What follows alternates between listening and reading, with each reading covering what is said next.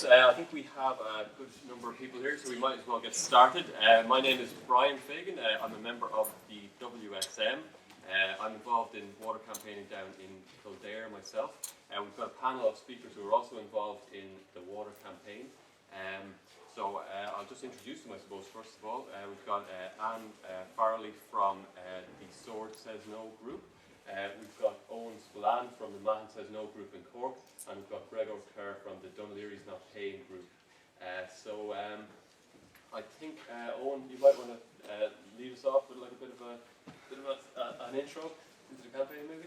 I don't know. I suppose for me, how I got involved, there was 6 years of austerity, and I've been studying social and community development and trying to get people interested in what was going on, and for the most part I felt like everyone just thought I was ranting on Facebook or whatever, and there's one or two people I'd met up with and be in the pub or something and just talking about how we had something needed to be done. Then I think with the direct action that people took in Ashbrook down in Cork, opposing the meter installations, that really was a point where people could see that things were actually coming to their front door, and it was time to fight back basically against all the attacks we've had on our standard of living over the last few years. So I think the first meeting that was organised was kind of a surprise how many people showed up. You know, I think I found it a lot with the campaign. It was a sense of, you know, people feeling they were alone, and then once people started coming together, people could see they weren't alone, and it kind of really galvanised people to do something. So it started with a few meetings, and then people started protesting. When protests, then it was evident that there was such a large body of support for the movement, and people were starting to see how empowering direct action could be. Then the meetings started getting more organised and structured, people delegating roles and stuff, and trying to form a plan of, you know, what we could do to keep things going. I suppose the last few months the emphasis has just been on spreading awareness of the issues around water and what will happen if you don't pay, because the metering hasn't really started large scale down in Cork yet. Moving into the summer now, that's what the emphasis is going to be on, trying to get people on the streets to oppose installations. I suppose the Mahon Says No group was kind of unique to myself from other groups, is that there was a lot of young people engaged with it from the start, and I think that brought a lot of energy to the group, and there was kind of a positive, kind of fun atmosphere as well. It wasn't as serious as some of the other groups that interacted with. I suppose the last few weeks now people have been out canvassing the area, and people keep telling me how surprised they are that people they weren't expecting to ever give them any support are, you know, pretty much talking to Phil last night, and he was saying 1% of negative feedback he got wasn't because people were supporting water, it was because they didn't want junk mail coming through the front door. But yeah, so canvassing the area has shown that there really is a groundswell of support for the movement, and yeah, don't really know what to say. Okay, nice one. Yeah, no, that's really good. That's a fantastic introduction. I suppose, Anne, maybe you might want to have a contribution maybe on what Swords Says No, or kind of how they maybe got going or whatever. Well, Swords Says No was well established before I went anywhere near it. I kind of got involved in it by default, the default being my big mouth. I was at a meeting, a Right to War meeting in Swords. Mick Wallace, Claire Daly and a few others were at the top table, and the place was packed, which is unusual for Swords. I don't know if you know, Swords is a very, very conservative area, full of Fine Gael, full of Fianna Fáil. There's some estates that we actually don't bother leafleting.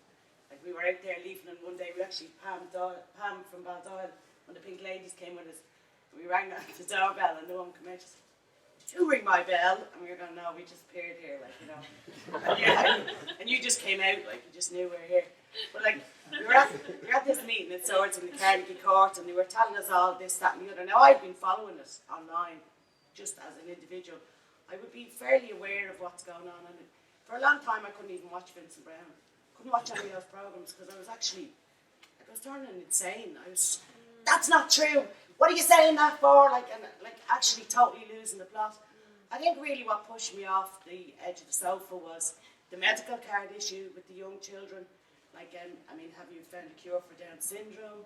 Is your fatally ill child now going to get better? The reviews on the medical cards, and that really annoyed me. I work in a school in Balbriggan. It's a fairly disadvantaged area. It's a DESH school, and over the last while, of course, we saw the cuts that came in, and the first thing they cut were all the DESH grants. Now, they did reinstate some of them because of pressure, but straight up, travellers, no more learning resources. And I don't know if you know, but most travellers wouldn't have a good, strong history of attending school. So you would have very poor literacy and numeracy levels. I myself have taught travellers who, we teach them how to read a form, fill in a form, count your money. They're good at that, mind you. But anyway, I just kind of went to this meeting, and Mick Wallace is there, and Claire Daly, and I think it was Unite. It must have been one of the first Right to Water meetings out in Swords. And there were a lot of good information at us. And then people were saying, if say we break the law, that's breaking the law and all like that. So, I just said, well, you're not breaking the law. It's an act. And unless you comply, it's not a law. And I didn't think it was right that they were letting people think that there was something to fear from the law. Now, I didn't foresee down the road the situation that was going to happen with regard to the Gardaí and obviously the desperation for putting in the meters. Clearly, the meters are only just a stream of money, and what they're actually going to do once they get the meters in is put that out in a nice spreadsheet and say, hey, look, we've got this potential earning from this company, and go out onto the open markets and borrow on it. Now, I always thought they were going to privatise it, and I'd be aware of companies like Nestle and Viola and Suez around the world. You know yourselves about California right now is going through a drought. It's the fourth year of it, while Nestle are busy pumping gallons and gallons of water out of natural resources in the desert, and people are being told, don't take too long in that shower, or don't use too much water. So it is a possibility that it was going to happen here. And if you look at France, I suppose Germany are very angry about the fact that their water is privatised. But in France, they have spent an awful lot of money trying to remunicipalising their water services, because all statistics show you privatise the water, the standards goes down, the prices goes up. It's all about profit at the end of the day. And I think that's what came to the heart of the movement here, is people said, well, no, hang on, it's water. This isn't a bin. This isn't electricity. This isn't Sky on tap. This is something that everybody needs, and you need it to live. And then you turn around and go and say that we're going to charge for water, and people who are poor are not going to be able to afford water. It's just totally unjust. It's totally against humanity. It's the wrong thing altogether. You cannot do that.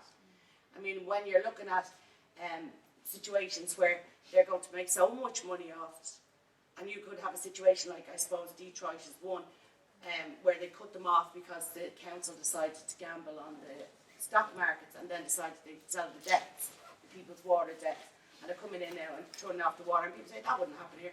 Yes, absolutely. That is the plan for here. You look at the relationship between Kelly and Declan Kelly of Tenio Holdings, a company, American corporation, that go around the world seeking out water infrastructures to purchase. Like, you have situations in Nigeria where people are spending 50 to 60% of their disposable income on drinking water. Or in Pakistan, where these companies have gone in and destroyed the ground source of water. And people are now in desperate need of clean water. I think it's Taiwan, they're turning people's water off, the mains water off 2 days a week. That's only recently. So you're talking about this is a really valuable resource. And I think everybody then starts to realise that that's what it is. It is blue gold. And that's an absolutely brilliant film. And I watched that a couple of times. And it's amazing when you see what they actually intend. So I've heard this thing called neoliberalism, of course, and I didn't know what neoliberalism was. Thinking liberalism is something good, But when you realise that what neoliberalism is actually going in and plundering the country for its resources. It's selling it off. It's like if you look at the situation in Greece where they're selling beaches, islands. It's like the rich people, the super rich people in the world, they just go in to Greece, have a look around, say, I'll have one of them, and buy themselves a part of a country. So I think, like, if you look at Ireland, and I probably didn't realise how rich Ireland actually is with the gas and the oil. Of course, agriculturally, we are extremely rich. And then the water. So you're looking at companies who are looking for water for things like fracking, for profit, and this idea that water is going to be the new oil when the oil eventually runs out. So I think that's what inspired me really to keep going with it. And like, I used to be knocking on the wall, I kind of say to people, they're going to do it. And you feel like you're a bit deranged until the movement really started taking off, I suppose. Went to the march on the 20th of September, stood on the edge of the road with my sister-in-law, kind of looking, going, oh God, will we march or what will we do? And people were walking along, they're saying, join us, and we got in with it. And if that felt liberating, there was nothing more liberating than the 11th of October, when the people marched in Dublin. It was the most fantastic protest, and even now I'd say it was the best one, because people just kept walking, and you marched around, and it was this sense of camaraderie, the sense of humanity, like people talking to each other, never met each other before. So you actually could see the groundswell of support getting stronger and stronger, and people waking up to it. So I'm thinking I'm probably talking too long. Like, you do know I'm a teacher, and I can't shut up. Like, the kids and all to be looking saying, is she ever going to stop, you know? But what I think, I suppose, it's coming to really, and especially I touched on that neoliberalism thing, was going towards this TTIP. And I think that that's where we have to look. And it's where that health, education, social welfare, and of course all the resources that Ireland have are going to be open to the private market. And I think that is the fight that water has led us to. As regards myself, I suppose I'll just tell you what we're doing at the moment in Swords. We believe in, we have a great relationship with Balbriggan. It's just up the road from us, Luscrush and Skerries. And Old Town have just started to come online now. They're a bit out the back of the airport. It's a lovely little town, if you ever want to visit it. But what we actually do is we challenge everything that the council in Fingal do. We let them away with nothing. We say you can't do that, you can't say that. And one of the worst things that they actually did was this guy called F. Kavanagh, I never even bothered finding out his first name, has a motion on council agenda books since November to renegotiate Ross tenants are people on low incomes, Ross tenants' rents, to allow for the payment of water charges. The idea being that what they're actually going to do is, so say you pay €60 a week rent, they'll take 20 out of that for your water. And if you insist on not paying, you will eventually go into rent arrears. So they're actually like going for the low-hanging fruit, as per usual, the easy option. So we go down there and we protest against that. There's also been a Sinn Féin motion on to discuss Irish water and to abolish it. They've never even got to discuss it, like in all those months, and there's a lot of sitting on their hands in that council. We have supporters on the council, and well, maybe they don't like my attitude, but I turn around to get up off your hands and do it. And they're saying, oh, we'll get voted out. And I said, well, get voted out, but do it. Stand up and do it. So we had an incident, I'm sure a lot of you saw it last month, outside council. It was very distressing. I have to tell you, like, I probably had a very sheltered life, but even now, like, when I think about what happened, it was like, I mean, I was nearly physically ill when I saw what happened. There's a revolving door and there's the two triangles in it, and some of the lads, the girls jumped over the fence. Now, they put this barrier up every council meeting. We don't get near the doors. We're not allowed near it. And we have been laughed at outside council, come along going, are you still here? Yeah, we are. Do you remember who you work for? Like, but anyway, the girls jumped over it. And there was two guards down there. One guard went after them. And there were guards and private security. They employ private security every month, by the way. I mean, I think it was January, there was 4 of us down there, and they had private security for us. Hello? Like, we're really scary. But they got in the doors, but they couldn't go any further because there was a chair blocking the door. And the girls sat down in the door, and one of the lads ran in and after them. And I think it's important to remember that there was a fella there, that he did run in. And what it was the guards on the outside were pushing the door, and the guards on the inside were pushing the door, and the pole popped, and the glass shattered and came down on the girls.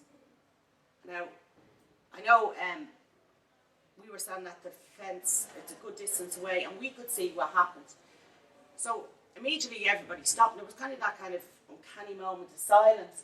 The next thing, the guards were in, and when I tell you, they pulled them out. They didn't look and say, "Are you okay?" We could hear somebody saying there's an injury, and that would have been, you probably know her name is Gina. She was covered in blood, and so we saw Jer getting taken out. Linda was actually just physically thrown on the ground. Now, when I tell you, like, there was no need for it. There was no need for it. What really sickened me of the whole thing after was they wouldn't ring an ambulance. We asked them. We said, ring an ambulance. I said to the guy, security guy, who we nearly know as a friend now, I says, have you got a first aid kit? No. They refused to offer them any assistance at all. And I think to me that I was actually nearly puking on the ground because I'm just so useless anyway. And I was just standing there going, oh my God, this is horrendous. And I think really that shows the disdain and the utter contempt that particularly the council in Fingal feel for the people of Ireland and feel for the people who are standing up protesting for the rights. And I'm getting sick and tired of people saying, oh, you can protest, but you have to wear a frilly dress. Or you can protest, but don't raise your voice. Oh, and Anne Devitt, for inappropriate, had her hand in the pot of Manor Homes, right? And we made up a little ditty and sang it to her. And she's crying and calling it personalised. Yeah, it is personal. You're stealing our money. You're not doing what you're supposed to be doing. They're running around the place like headless chickens, like really, the drama and the hysteria. We have Max Murray telling lies in any newspaper that will listen to her, with no right to reply for any of us. No county leader rang us up and said, you want to talk to us? I said, in a fit, will we even talk to you? No way, ever again. Like, that's it. And we'll boycott this paper. So they really vilified us. And then what they actually did was, when they couldn't get a rise out of us and couldn't find something to say that we actually did, they lashed out. And to me, that was the worst thing they could ever have done, because what it did was brought everybody closer, made everybody stronger, and now we have even more support for the council meeting, which will be in May after the bank holiday Monday, if anybody's free around the Swords area. The only thing is, like, we're not allowed to sing bad songs down here. And I think I've talked enough. My apologies for being going on so long. You'll have to, you just have to go like that.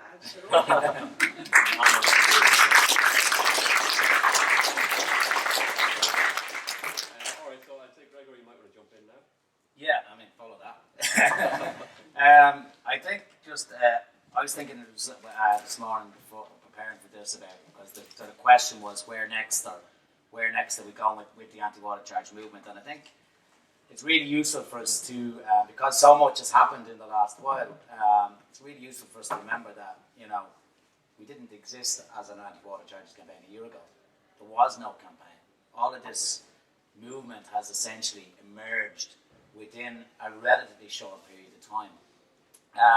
And it's worth analysing what are the factors that have basically contributed to bringing together the biggest anti-austerity movement that there has been, a movement that has, organised some of the biggest mass mobilisations in the history of the state in that relatively short period of time. What are the factors that have come together to do that? And I would think that probably the main factor that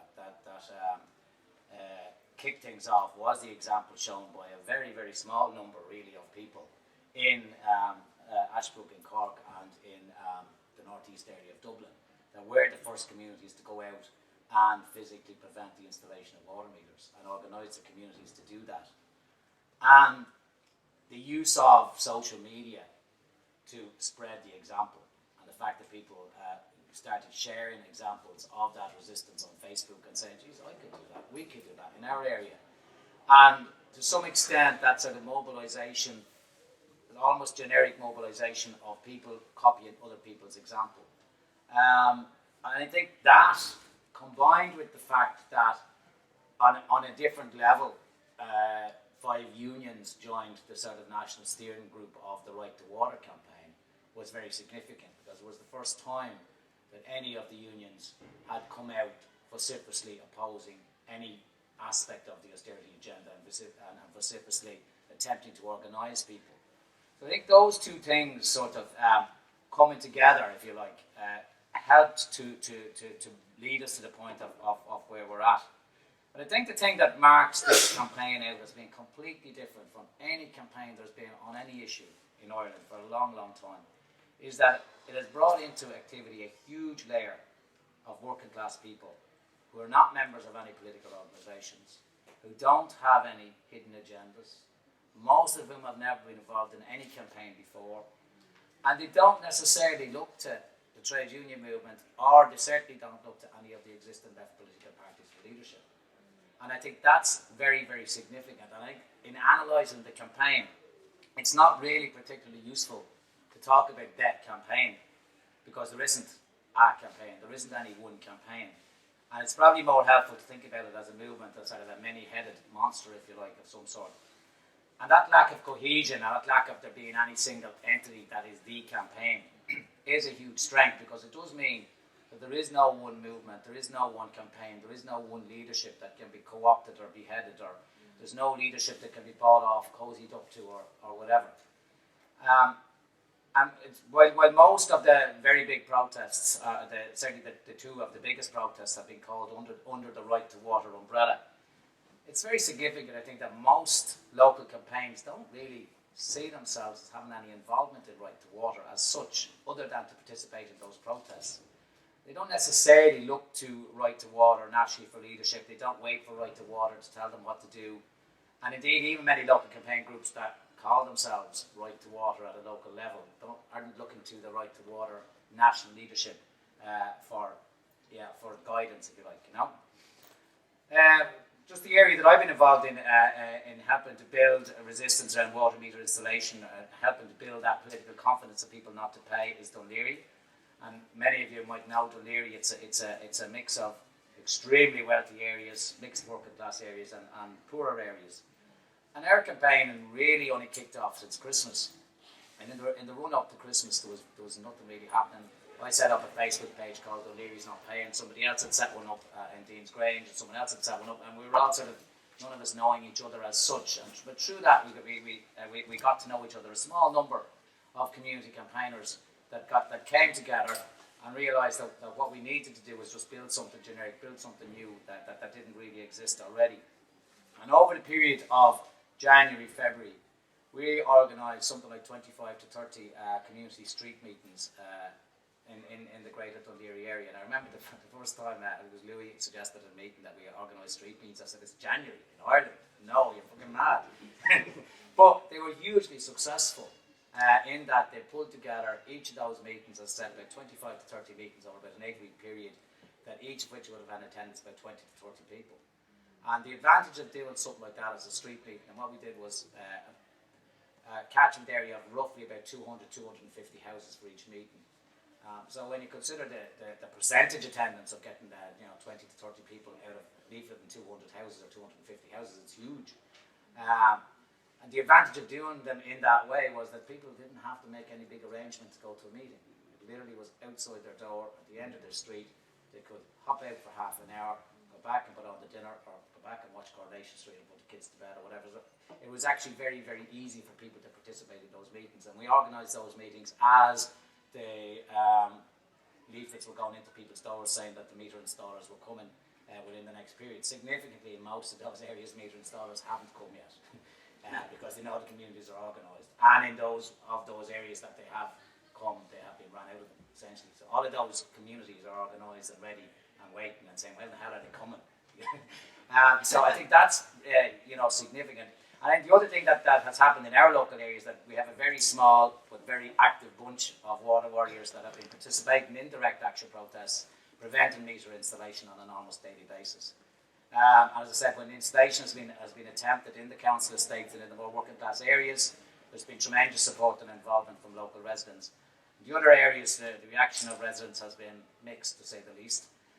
But the group's decision has been that in terms of defeating these charges and in terms of defeating these privatisation, the eventual privatisation of water, every metre that we can prevent going in, or that even delay going in, is worth doing. So even in areas where their residents mightn't want us, tough luck, if there's a digger in the area trying to install meters, or there's a crew in the area trying to install meters, 5 or 6 people can shut them down for the day. If the local residents don't like it, tough for all residents of the wider community. And that's the attitude that we've taken. And we've engaged with people and discussed it with people when they've come out to, so in some cases, give out to people, etc. But I mean, that's the attitude that we've taken, has been, and as I said, in some areas the communities have been massive in their support for the action, and some of them have been lukewarm, but it doesn't really matter in the overall terms, in terms of the context of the blocking of the meters. Now, the relationship of that local community campaign to the Right to Water group, there is a Right to Water group in Dun Laoghaire as well. So our relationship to the Right to Water group locally is very similar to our relationship to the Right to Water group nationally, and to a lot of groups' relationship to the national Right to Water umbrella, I suppose, is we participate in protests and public meetings and anything that they organise, but we wouldn't see ourselves as being part of Right to Water. And I see that as being replicated, as I said, across the country, and that out of that, what I see happen is an emergence of a layer of activists, as I said, many of whom have never been involved in doing anything like this before. But what's brilliant from the perspective of somebody who believes in direct action, who believes in tactics of community participation, etc., is that these groups are almost instinctively turning to the tactic of non-violent direct action as the most effective way of preventing meter installation. And they're automatically turning to the idea of trying to involve other people, supporting, encouraging, and attempting to build that layer of people and the political confidence among people. So I think that the emergence of that layer of people is something that really should excite those of us interested in anarchist and libertarian politics. And equally, I think it should be quite a worry for the trade union leadership and the established left parties, probably just as much as it should be a worry for the government and the right-wing parties. Because what's happening is that people are organising outside of party structures. They're organising outside of the trade union movement. They're learning that we don't need leaders or people to do things or think for us. They're learning that we're all capable of thinking for ourselves, we're capable of doing things for ourselves, and that organised together in our communities, we are strong and capable of standing up to injustices. And I think when working class people learn those lessons, they ain't going to immediately go back to the game of follow the leader or vote to bring about change or whatever. Now, I'm not saying that what's emerging at the moment is about to be ready to overthrow capitalism next week or whatever. But what is emerging is a new audience that's willing to engage with and listen to new ideas. An audience that, to a great extent, have rejected the failed politics of the past. And what's also really, really emerging, has been obvious, is that the existing left parties have no idea how to engage with those layers of people for the most part. A working class that's organising itself appears to be almost a worry to some sections of the left. Working class protesters that don't follow the rules of protest. They don't look to political leaders for guidance. They sing rude songs, whatever. They're coming up against the left, whose idea, for the most part, of political dialogue is that people should listen to them. A left that doesn't really have the ability to actually listen to or engage with people, acknowledge their ideas and engage with them from where they're at. And the challenge for us, I think, as a movement and as anarchists or as libertarians, is to do that reaching out, to embrace, to try and listen, to work alongside, support and encourage this layer of activists. Because the big, big danger that is right in front of us is that much of the energy and enthusiasm that is there is going to be diverted down the usual electoral cul-de-sac. And that is a big danger because Right to Water has refused as a national body to endorse or call for the only tactic capable of winning, which is non-payment. They are, the leadership of Right to Water are very determined to take the movement down the electoral route. On Friday of next week, on May Day, Right to Water, having the trade unions involved in Right to Water, are having an invite-only conference to discuss an electoral manifesto. Invite-only. Who gets invited? Who decides who gets invited? Who knows? It's all very secret. But apparently there's going to be this. So there is definitely a push towards bringing things down that electoral route. And taking the movement down the electoral route obviously totally involves disarming people who are beginning to find their voice in terms of how they relate to politics. It involves telling people who stood in front of diggers, who have prevented meter installation, who have organised in their communities, march and protest in their tens of thousands, that someone else is going to sort the problem out. That, all you need to do is have the right people in power and this will get sorted. And certainly the biggest political organisation within Right to Water, Sinn Féin, their game agenda is that this is still a live issue in the election and that they'll ride to power on the back of it, etc., etc. Probably don't need to explain that to most of the people in this room. The message, on the other hand, that we need to be trying to get out to people, and that we should be trying to, in terms of sort of addressing the question of where to with the campaign, is that people need to hear the message that as a result of working class people organising and protesting and uniting with each other, That's what's put the government under pressure. The ultimate weapon at our disposal, refusing to pay, will defeat the charge. And it doesn't matter then who's in government. What matters is that by standing with our neighbours, by refusing to pay, this charge becomes unenforceable. So to me, that's the big challenge over the next period, is can we turn the movement, can we save it and turn it away from that self-destruction of taking the electoral route? Can we convince people in large enough numbers that it's on the streets and in the conversations with our neighbours that the battle will be won, that it won't be won in the ballot box? We need to solidify the message of the twin direct action tactics, blocking meter installations, not paying the bills. And that message of people seeing themselves as leaders in the community, people seeing themselves as the people who have to have that conversation with their neighbours, with their friends, with their workmates. I'm not paying, you shouldn't pay. And it's not a case of someone somewhere is going to convince other people not to pay, but that each person needs to see themselves as being a persuader, a convincer. That's the sort of message we need to be getting out. And I think if we can do so, and if we can do so successfully, that we will manage to retain that many-headed monster, and we'll avoid this false unity that involves basically leadership from above being imposed on what at the moment are, for the most part, self-organising community campaigns.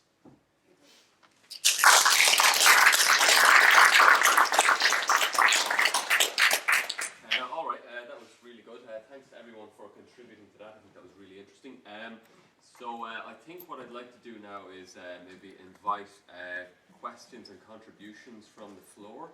I might take maybe 3 at a time just to kind of keep a bit of order on things. So I wonder if people want to raise their hands if they have any contributions or questions.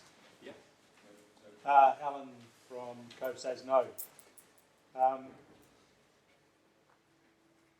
think we are a bit of a critical point with the anti-charges water movement. The bills are out now, or they're coming out now. We're going to know in about 6 weeks what the non-payment number is. I agree with Gregor that there's a significant political issue regarding electoralism. The 2 biggest organised groupings in the anti-water charges movement, Right to Water and the We Won't Pay, and the Austerity Alliance Socialist Party, are both now beginning their campaigning or beginning their selection process or moving into election mode. And I think that there's a very important political struggle which is now has to take place within the anti-water charges movement against that electoralism. I think that does involve leadership of ideas, to use an old WSM phrase, and it is a political struggle. It's around encouraging non-payment. It's around organising self-organisation. The street meetings was something we were able to use very successfully in Cove. We defeated the water meter installations in Cove. We had a structure built on that. Reps from those street committees meeting in a reps meeting of Cove-wide, organising our defence of Cove against the water meter installations. I think another thing is self-defence. There's a big part of the propaganda offensive is against any physical defence, any self-defence. And Cove Says No has adopted with a position that we're based on peaceful civil disobedience, but we retain the right to defend ourselves if attacked either by the guards or by meter installers. So I think that's an important part of the political struggle, because that's something else that the elements who want to go down the electoral route do not want to encourage. It's no accident that they're not involved. Either of those 2 ones who want to go down the electoral block are not on the front lines of opposing meter installations, because they don't want to be seen as outside the law and confronting the state. I am not entirely sure that non-payment is enough by itself. I think non-payment is an essential tactic. It's the main tactic of this time, other than areas where the meter installers are coming in. But I think, as Anne referred to when she was mentioning, this is strategically very important for the big capitalists. who run the world. When you talk about people like Nestle, these are big people. They want to privatise water. Privatisation of water is a strategic perspective. Ireland has a lot of water. Keeps on falling out of the sky. There's a lot of money to be made within the capitalist framework out of the water in Ireland. It's not so much about getting it out of the local population, it's for export. That's what the water in Ireland will be. It'll be for export. So I think that we have to strategically be thinking about industrial action. I think that the government will push ahead on this, that because of the strategic importance of it, even if non-payment weakens them and provides us with strength, but I'm concerned that they will push ahead regardless because of the international strategic importance this has for big capital who run Ireland. The multinationals run Ireland. And I'm concerned about the electoral route because that's going to push away from that, as we saw with the household and water charges. We won on the household charges, 50% non-payment, but we had no way to respond when they brought the revenue in. The only way was industrial action. So I'm interested in what people think about that, whether they think that's possible. And I'm not talking here about mandate or unite or SIP to leadership calling industrial action. I think this would be industrial action for the most part taken against those leaderships, wildcat strikes. And I think that the reality of the community basis of the strong areas of the anti-water charges movement makes that a possibility because we're all people who go to work. Okay. So, sorry to cut across it there, but I'll try and bring in a few more people. I think I've got two people back here. I might just let the person in red in and then the person behind it. That's okay. Yeah, so go ahead, please. I think the time is to branch off now because if you go with the branch of politics, it's going to a rotten branch. Branch off now with the people, uniting the people. I know you say working class, but you need to have the rich people in as well. You need to find a way to unite the rich and the poor so that they are all uniting against this. That's all I have to say. I think I had maybe the guy at the back there, maybe. Did you want to say something? I thought I had somebody with their hand up back there. Yeah, go ahead, please, yeah. First of all, just to Anne, I happen to work in citizen information in Famous Village, so I know what you mean when you talk about literacy. It's sometimes an issue with the clients bringing in. You have to help them fill out forms quite often. Can you speak a little louder, please? Okay, I'll try. I was saying, yes, there is. I concur about the issue with the literacy in the area around Fingal. But just moving on. Just a moment to make sure I've got this one right. Yes, in terms of neoliberalism, I mean, I heard about this same crowd. We'd all heard about this crowd before. Maybe a few less of us within the WSM, because typically they're a taboo for obvious reasons, and it might sound strange to say there's a taboo within the anarchist community, but there is. We don't talk about and they're not anarchists, but we don't talk about the anarcho-capitalists, and they are the exact same school of thought that informs neoliberalism. They subscribe to exactly the same economic models. Their principal economic model is called Austrian economics. It is essentially aristocracy. They say it's statelessness. It's not. It's aristocracy.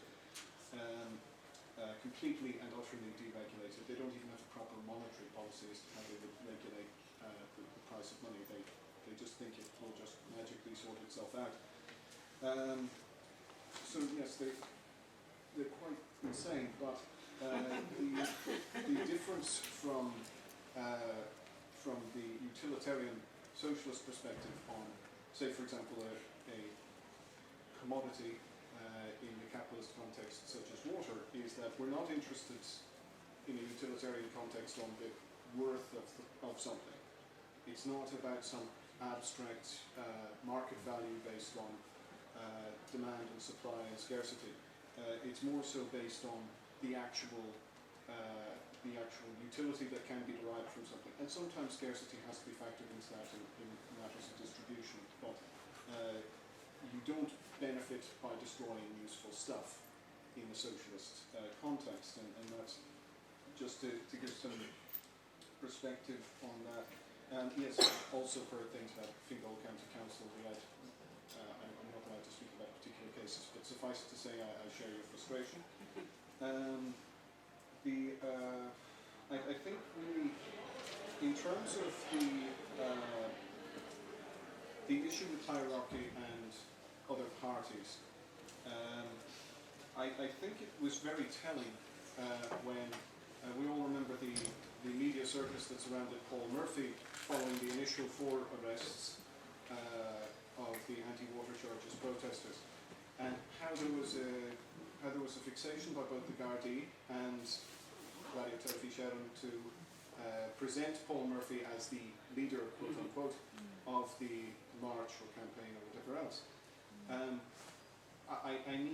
I've spoken to a few people. I've always had the same sort of response when I talk to people and I tell them I'm an anarchist. They cannot comprehend, and this is a very serious cognitive defect, they cannot comprehend that stuff happens without hierarchy. They actually cannot comprehend it. It is not that there is no point at which the political establishment is going to realise, oh yeah, the proletariat are organising, they're doing that.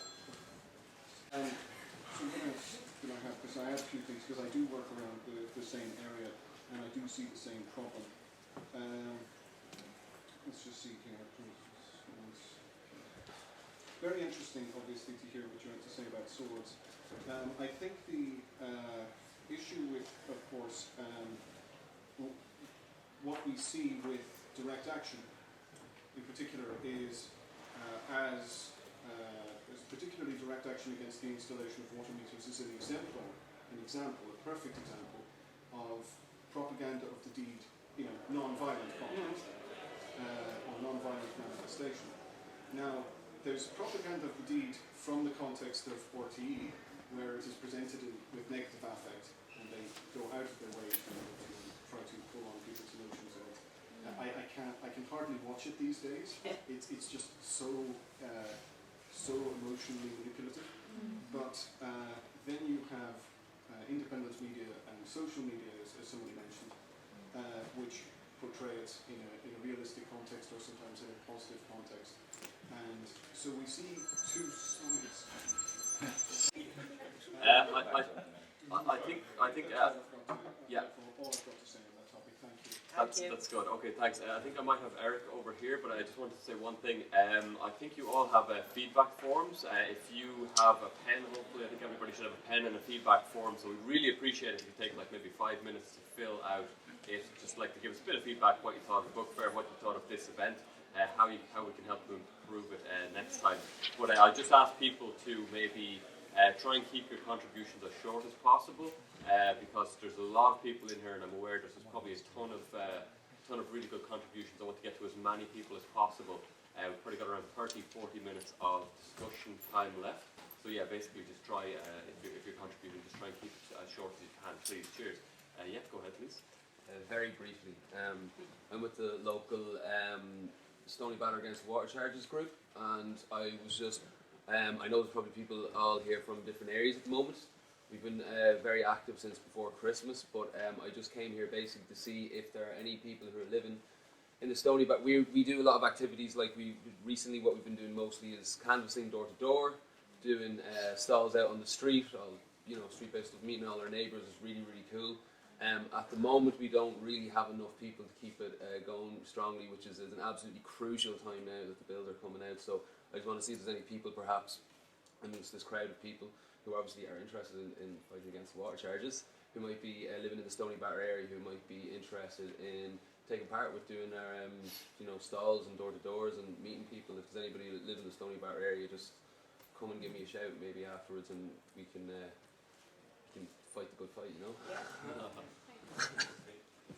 I wonder if anybody else has any more contributions to make. I'm positive that there must be a few more people out there who'd like to say one or two things or even ask questions. Yeah.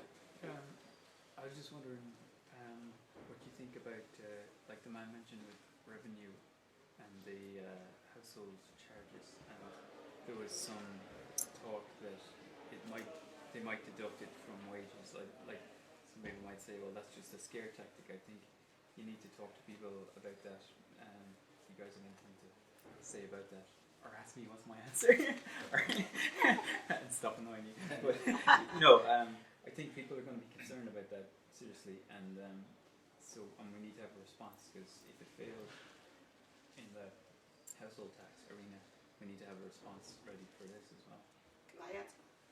Yeah, go ahead. It's just that we were actually at a meeting. I just see Bernie coming in there now. We were meeting in Old Town the other night, and that very question was asked with regard to the possibility of maybe if you were buying a house and putting a lien against your mortgage and stuff like that. Probably what the best way to look at it is that the penalties don't come in effect till next year. First penalty is €30, second penalty is €60. This time next year there will have been a general election. Claire Daly was there the other night, and she works very well for us out in Fingal, out in the Swords area. She speaks very well, and she said that it is a hot potato. It's a poison challenge.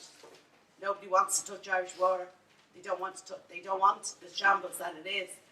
So what the recommendation was keep your €64 if it's a two-family house, put it by, keep your penalties, and that way the penalties are already written into legislation, so they're not going to come along and double them like the property charge or put on extra. So in that way you could cover yourself. But up to now, Alan Kelly's latest threat is to go into court with a list of names, like a Stubbs Gazette of non-water payers, call out all the A's and Whitehall and Santry, and then have a judgment issued against you. Like, I think everybody knows the court system in this country is jam-packed. I mean, and are they actually going to do this? To me, they're all desperation measures. I could be completely wrong. They're big sticks. They're coming out to hit people with. They're used to a compliant population. They're used to people who bury their heads in the sand. They've got away with so much. I mean, people didn't challenge anything, didn't ask anything, and then all of a sudden, I love this pun, floodgates open, and people now are saying, well, hold on a minute, you can't actually do that, it's not legal. I know right back at the very beginning, I could be corrected on this, that people were hoping that they would be brought to court for non-payment and found guilty, so they could appeal it and go to Europe and find that the setup of Irish water was in a breach of EU legislation. Now that obviously could have changed with all the laws Sheriff Kelly brings in every day of the week, but that's what the recommendation was the other night at the meeting. Keep your money aside. You think you're going to be worried about getting hit with a big one. The penalties are €30 and €60. Is that alright for you? That's straight from Claire Daly's mouth. Just to add to that as well, I mean, any threat of bringing revenue into this would mean the government, if they have to go down the road of bringing revenue in, they'll have failed. I mean, I don't think they're going to do it simply because what they want to do is set up a utility that can be off the government books, therefore they can borrow on the international monetary system, but also that it's ready for privatisation. You can't privatise something that you rely on revenue to collect. So it would be very much a last resort from their perspective to ever go down the route of bringing in revenue. So that should be just anyone that raises that as an issue, it's not going to happen. Okay, that's grand. So I had this gentleman back here. So, just I'd echo a lot of what's been said in that it's great to see such a huge number of people getting involved in this campaign. I'm involved in the St. Luke's area down in Cork, a relatively small area, but we're caught in around a lot of other bigger areas that are active, and we saw all that happen out in Ashbrook and Ellenville and so on, which really kicked a huge amount of it off.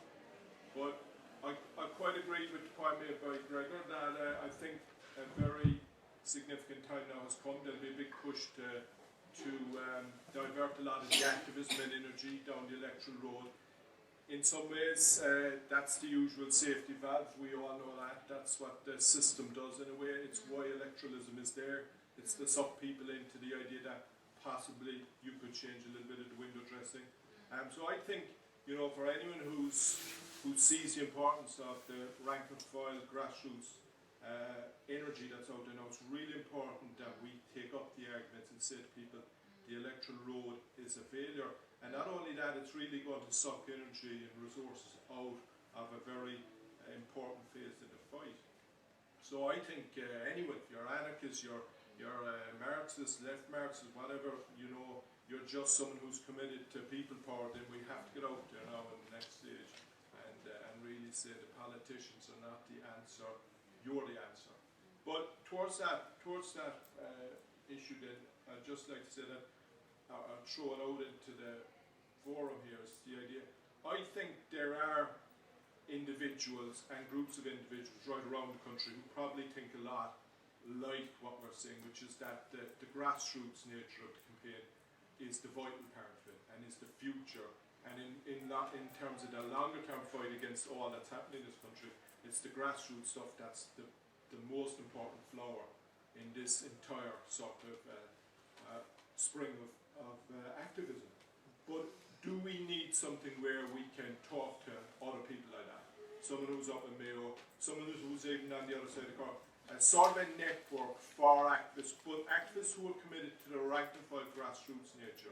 I mean, in other words, I'm not saying, obviously some people like to go and be in favour of grassroots activism. I'm not saying it's one or the other, but generally I think the grassroots activist side of the campaign needs in some way to have a more of a coordination, even to share, talk about what we're experiencing. And as the electoralism thing, I think, becomes big now in the next while, with the elections imminent in this country within the next year, it's going to be, we could really become deluged with the likes of stuff, you know, the crap about so-and-so politician, you know. Down in Cork, I've already seen, you know, people who I thought would be more sceptical of it, sort of positioning themselves to think, well, maybe I could run for right water. I mean, I think we really need to have, we need something, I think, that we can share ideas across the fact we're just at the moment a little bit isolated in different areas, but we are actually there, and there are a lot of us. It's just we need to find a voice and a forum for ourselves that would work practically. Okay, that's great. Yes, sorry, the lady in the back. My name is Bernie Hughes. I'm with Communities Against Water Charges, and that's just exactly what's been happening for the last 12 months in a lot of areas where you have local communities, grassroots as you call them, people coming together, the length and breadth of the country. Okay, we've been linked into a number of groups around the country, and we're trying to,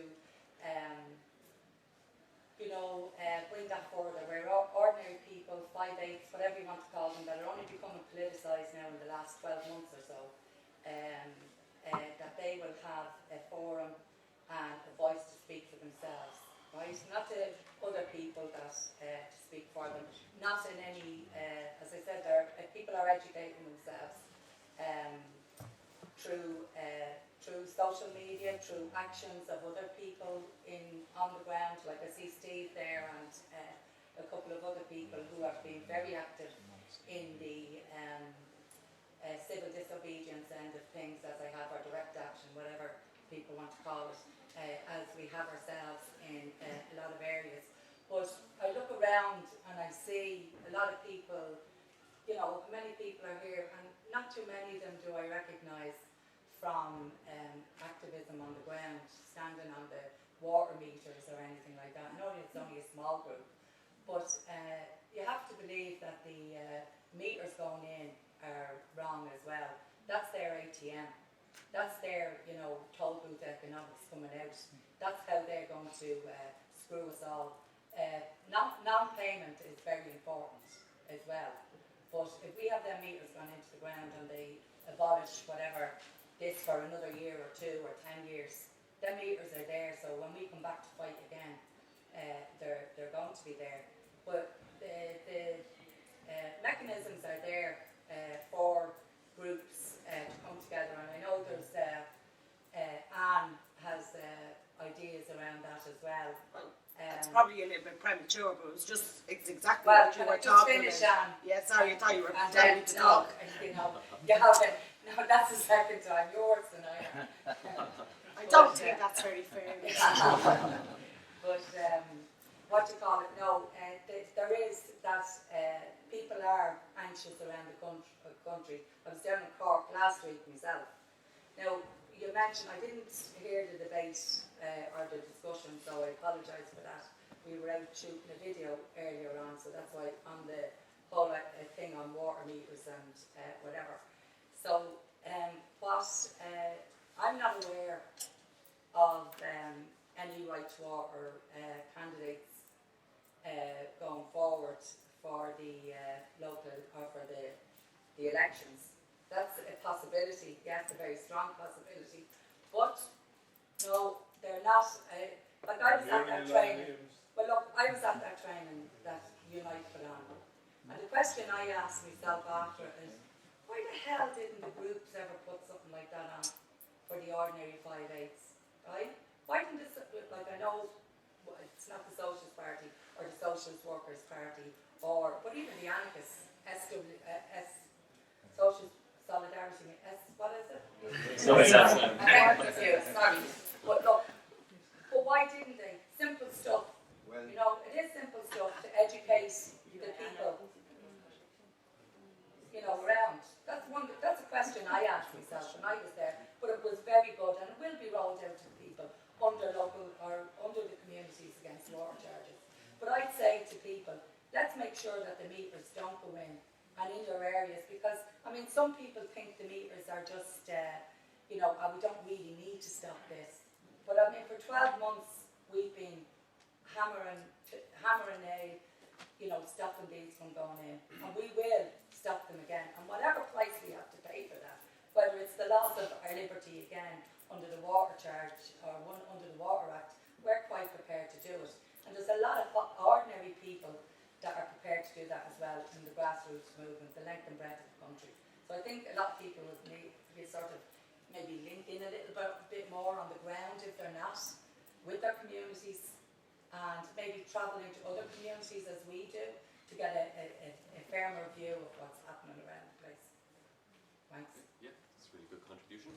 I wonder, Anne, did you want to say anything? Yeah, this was just a conversation that a few of us who are involved out in Swords, and probably came from the fact that I'm also a great supporter of the 1YI initiative, which is very much like the Swiss idea of citizen-initiated referendums. I know that nothing's going to happen overnight. I'm long enough in the tooth to see the same thing happening over and over again, as Gregor said, down the same electoral route and the electioneering and the campaign that goes on. But what I think about it is it's maybe a simple question, right? If somebody came along and said to me tomorrow, do you want a job for 90 grand and unvouched for expenses? And all you have to do is be an odd and dog for about 150 days of a year. I'd take it. And a pension. Or I would pay. I would. You haven't seen my credit card bill. See my mortgage bill.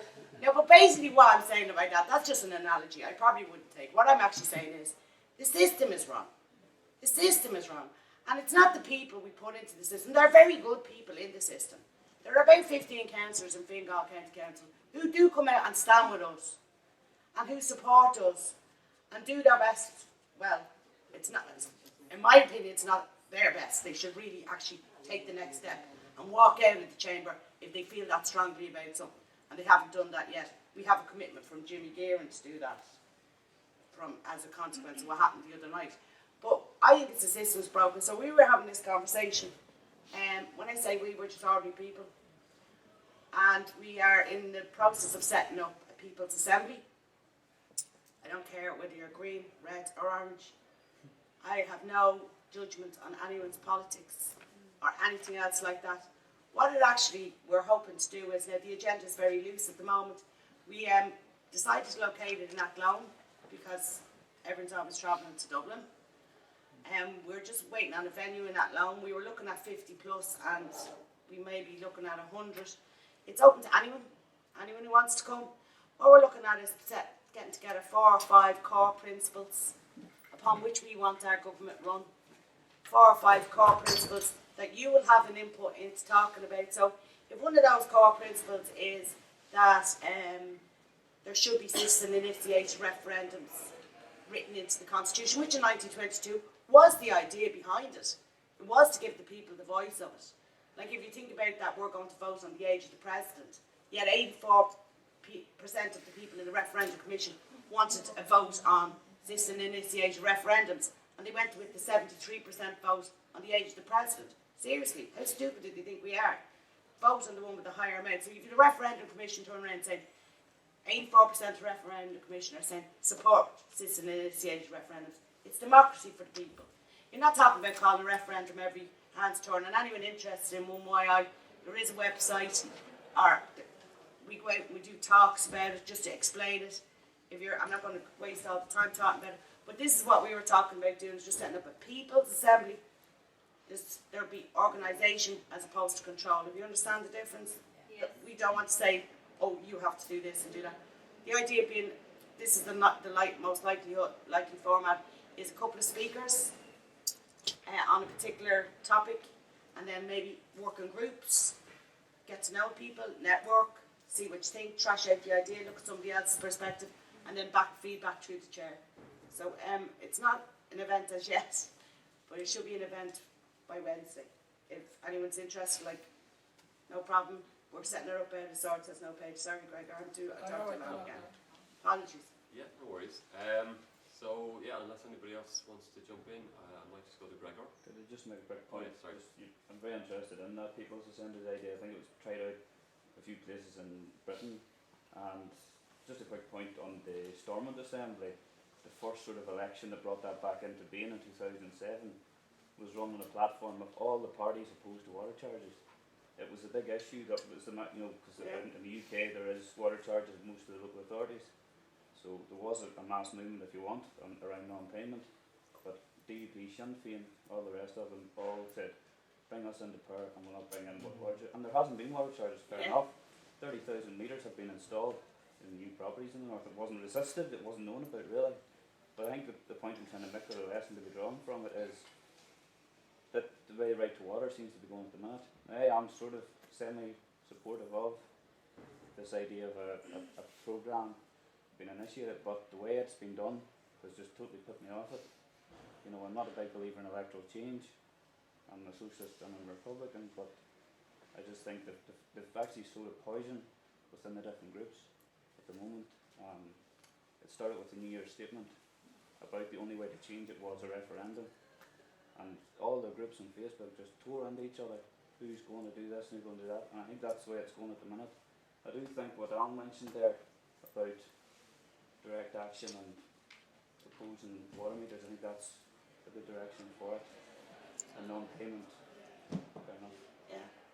It'd be interesting to hear the pitfalls of any of the people's assemblies. I know Ronan Burtonshaw from the Greek Solidarity Movement is interested in getting involved in this, and he's going to actually, we hope to meet, but you can imagine, we hope to meet, you meet, everyone says, 6 o'clock, and then it all changes. We do hope to meet, and he said that he will talk us through some of the pitfalls of the people's assemblies that were set up in Greece. Now, I admire Greece, don't get me wrong, but I'm not that naive as to say Greece did ABC, we're going to do ABC. We're a different culture, it's a different society, it's a different regime. But it would be interesting to hear the pitfalls of these assemblies, because you don't want to end up like somebody keep talking all the time and never shutting up, You're supposed to laugh at that because you don't mind me talking. Seriously, I'm going to go out back door now. Sorry, Greg. Yeah, all right. I think the significant thing is that more and more people are coming to that realisation the system is wrong. It's not about who's there running the system. It's not about electing the right people or not electing the right people. That the system itself is wrong. And what we have to do is find as many different ways as we can of having conversations, discussions and assemblies with each other about how do you change it. Okay, because that's where the discussion has to happen. And loads of those discussions happen, as Bernie said, the discussions are happening on meter blockades. The discussions are happening. I remember being at a meeting in the Teachers Club in January, which was supposedly an attempt to set up some sort of non-payment. I can't even remember who called it. It was called by the Socialist Party. But the conversation that was happening from the political organisation to community activists anarchists that have been out blocking the meters was as if people who are out blocking the meters hadn't thought about the bigger political issue of it. That, you know, yous are doing great work blocking those meters, but now, you know, the big politicals are here now to sort things out. And that's what I meant earlier on in terms of the left, not having the ability to have a conversation with people. The only way they see dialogue as happening is we have the answers. You listen to us and we'll tell you how it works. But more and more people are rejecting that, and I think that's a significant. And so there's all sorts of forums emerging. What I don't want to see emerging, and what I think is going, there has been several different attempts at it, at sort of unity. Let's all unify. But usually, you know, when I hear that at this stage, you know, the alarm bells go off, because whoever wants to unify, everybody really says, well, unify with me and agree with what I'm saying, because I'm the one that knows all the answers. So I think that the fact that there are so many, the communities against water charges, the different forums, assemblies, stuff on social media, etc., and all those discussions that are happening, it's from that something new will emerge.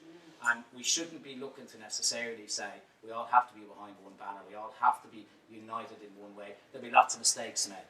There'll be lots of things people will do that we won't agree with. But the only way we can have conversations with people about not agreeing with what they're doing is to actually mutually respect each other for a start, and be working alongside each other, be you know, fighting those same battles, and then people will listen to us. Not going to listen to somebody that comes along and says, well, I read in a certain political pamphlet that this is how to go about it, so I'm going to tell you how to do it.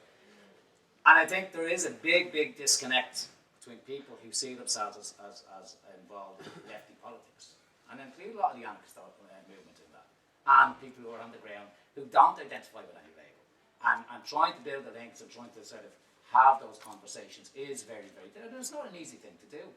And I think it's something that we, you know, because probably most of the people that are in this room came to this meeting not because they're community activists against water charges, but because they're political activists and they see the significance of the battle. But how do we get to a stage where if a political organisation, be it the anarchist movement or anyone else, calls a meeting like this, that we get a significant number of community activists come to it? Or if community activists call a meeting, do significant number of us go along to it? Do we engage with each other, and how do we? That's the process we need to do. And it's not an easy one. And we do need to build that unity from below. I tell people, somebody said something about uniting rich and poor. No interest in uniting rich and poor. This is based on working class action, on people organising a new way of building society. Rich are not part of the solution, part of the problem. Alan earlier on started to think about industrial action. A very significant bit of industrial action that is coming up next weekend is the bus strike. And it's the same issue. This is about privatisation. So I think if we can encourage as many anti-water charge groups as possible to put up on their pages, you know, no privatisation of buses, no privatisation of water.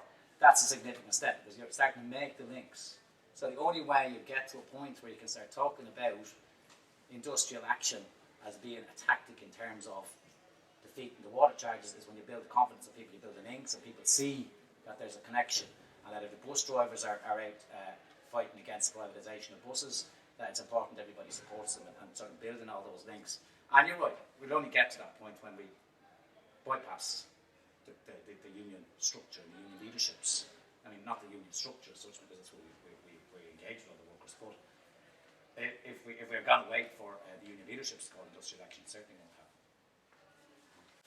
Okay, this lady here. Hi, sorry, Katrina is my name. Just really to echo what was being said there about making the link between fracking in Leitrim, Fermanagh, parts of Sligo, and the campaigns against the water charges. I'm from Dublin, but I live in Leitrim. Gregor knows there's a lot of rain there, a lot of water. But one of the things I was just saying earlier on about is one of the proposed sites for the test drill is 10 kilometres from the Shannon Pot, an extraordinary pool about 12 metres deep and wide, 9 metres deep, and it's the source of the Shannon. And I just think so symbolically, you know, it's amazing that the idea that if fracking does go ahead in Ireland, we may not have clean drinking water at all. So just urge people involved to just bear that in mind. Absolutely, yeah. Right. Just around the communities against water charges, so what they're doing in the areas that they're organising in, I know in Dublin North East, they invite their local, it's mostly the councillors that are coming to the meetings, but they have to sit with the community and listen to what the community is saying. They can have their say in what the community, but they have no voting rights or anything like that at their meetings, because they have to go off then and do what the community has requested of them to do. So, you know, that's the way that we're trying to build and not be controlled by any political movement. But I will say one thing, right, and I hope, obviously there'll be nobody here from the SP, will there? But just Don't say it. No, I will. You talked about the left on the ground. Well, I can honestly say, right, and I believe in honesty, we all have to be honest about where we're coming from, what we're doing, right? The SWP are working a lot better on the ground with communities for their own reasons. I'm not that stupid. I've been around quite a long time, as Gregor, you know, that to think that there isn't a payback for them. But they're working on the ground, so we're getting something out of them. They're not really getting that much as yet out of the communities. Okay, that's good. I would have the opposite experience in Dun Laoghaire with the same political organisation. So. Yeah, yeah. Well, there you go. Maybe I think it'd be time, like, the day of venerating our political representatives are over. Like, take it from me, from Fingal County Council, they don't get any, like, doff the cap or anything like that. Maybe it's time to stop looking at the party and to look at the individuals. Like, I know there is the situation in big parties of the party with, but, like, I don't see any point in us all sitting here and saying, oh, they're all bad, or they're all good, or they're... I think probably you're better off, like, because you said yourself it's a grassroots movement, you said at the beginning, and it's the mixture of everybody that's in it, that you can't just say, well, everybody who's in that party are one thing. So look at what the individual contributes and respect them for it. And, I mean, if they have a motive for it, and it's out, if they want to get elected, I mean, you just have to be realistic and face the fact that they want to get elected. Like, you can't just turn around and say all politicians who work in charge of the water protest, but you have to promise that you're not helping us just to get elected. Like, that's like against human nature. I'm just making that point. We based on the system is broken, then, you know, obviously someone that works for the system is doing a broken job. That's true. You know what I mean? Then it's, you know, doesn't matter if you are Jesus Christ, the system is broken. Then we can start to talking about changing the system. Change the system, I agree. You know what I mean? Because, you know, and you know, SWP, SP, whatever you want to call, you know, Jesus Christ in the SITD will be in the same fucked up position. Come on, can we change in the subject now? Okay, so just so people know, we've probably got about 10 minutes left. So I'd be hoping for maybe one or two more contributions, maybe from people who haven't spoken. I'm wondering, actually, Owen, do you want to jump in or anything? Or feel free towards the end if you want to jump in. I suppose, I think we're at a vital point now in the campaign. I think what you were saying is right. I believe in common unity, but I don't think it needs to go further than the cause. I don't think we need to form structures. There's a lot of attempts now to structuralise the movement, and it's imitating the structures that have caused the problem in the first place. And I think you mentioned, you know, why haven't groups been out educating people in the way Brendan Ogle has? Sorry, I didn't say that. Well, sorry, didn't say that. You know, people don't have the same resources as certain factions do, and I just keep saying this. Strength came from the communities. It came from people who were tired of politics. They were tired of the same old, and people have tried to capitalise on that. And I think if we're not careful, that's really going to take away from the power of the movement. I mean, talking to people as well. There's a feeling of, you know, if the charges aren't defeated, what happens then? You know, I think that's a big question that needs to be asked. That's not been asked enough. Okay, grand. Sorry, I had this gentleman here. Yeah. Yeah. Okay. I'm David. David, I'm from Italy. I would just want to share what's the Italian point on water chargers, just because I think it's important to just share different point of view and then open a point of discussion on different points that I didn't hear now. What's the situation in Italy is that we have water change since I think 150 years. I mean, since almost at the time I remember, and also my grandmother, grandfather remember. So we don't have this problem. I mean, it was completely amazing that here in Ireland you didn't pay water. I mean, it was crazy. It was amazing. The point is, we have public water charges. I mean, the state just managed the water. It's a really few fee, it's a small fee, so it's not that expensive. So we really don't care about paying water because almost everyone can afford it. What happened 2 years ago is that the government tried to privatize the water, and then it was a referendum. But almost everyone say that we don't want privatized water, so we want public water because it's a public need. No one wants to, have private water. One point was, as Anne said, that when you privatize stuff, the quality just go below, fall down. Yeah, go down. Sorry, my English is not that good. Yes, but and the fee, and the fee just go up, and it's crazy. A second point that I didn't hear here is that if you can't afford paying for your water bill, what happens? That you don't pay, okay? So you have fine. So you have fine for 1 month fine, 2 months fine, 1 year fine. At some point, it will go to the judge, to the court, overwhelming the judge, your justice, the justice system, and blah blah blah. So they can't really take care of some more, important stuff.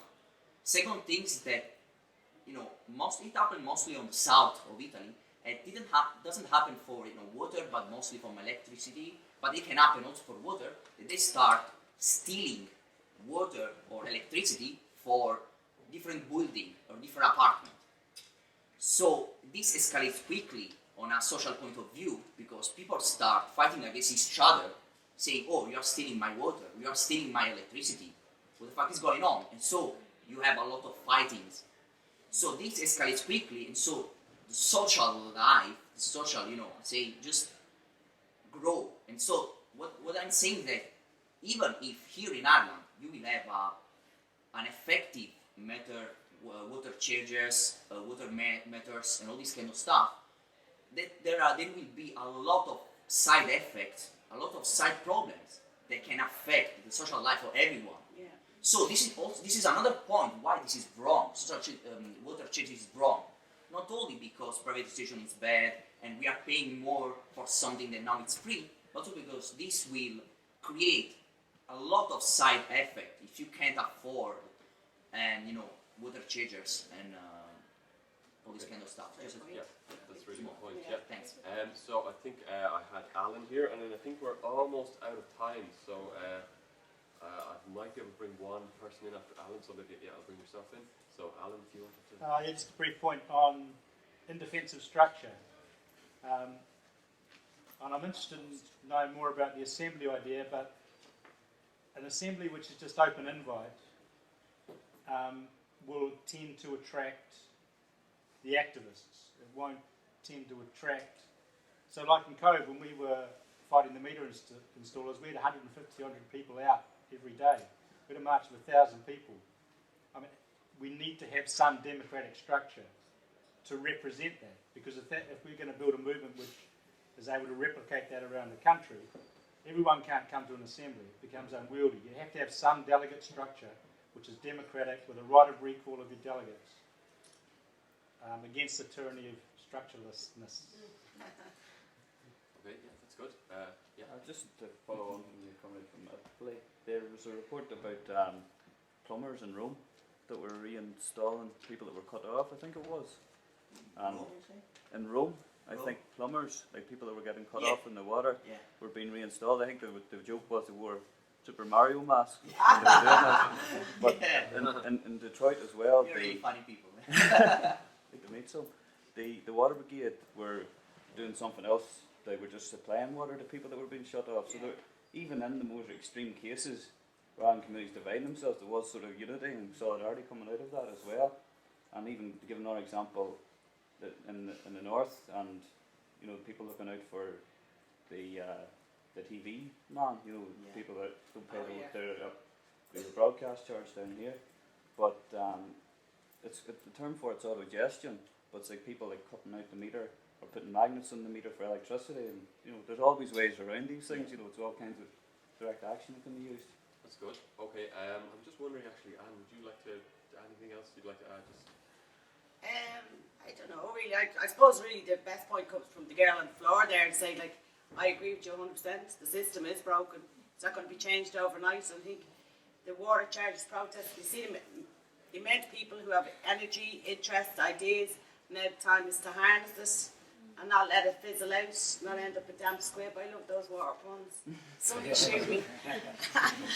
But really what you want to do, I suppose, is just keep up the conversation and keep talking and keep being active. I know as well too, people are interested that James Connolly are interested in running workshops and things like that too. Anyone interested like to follow on. I don't think like one thing negates another. I think really what you have to do is like cover the whole thing and embrace everybody and everybody's aspects. And I mean, you never know, you might actually learn something like interesting like Mario plumbers and stuff like that. And that's it. Thanks very much for the invite. Appreciate it. cheers. Thanks, Anne.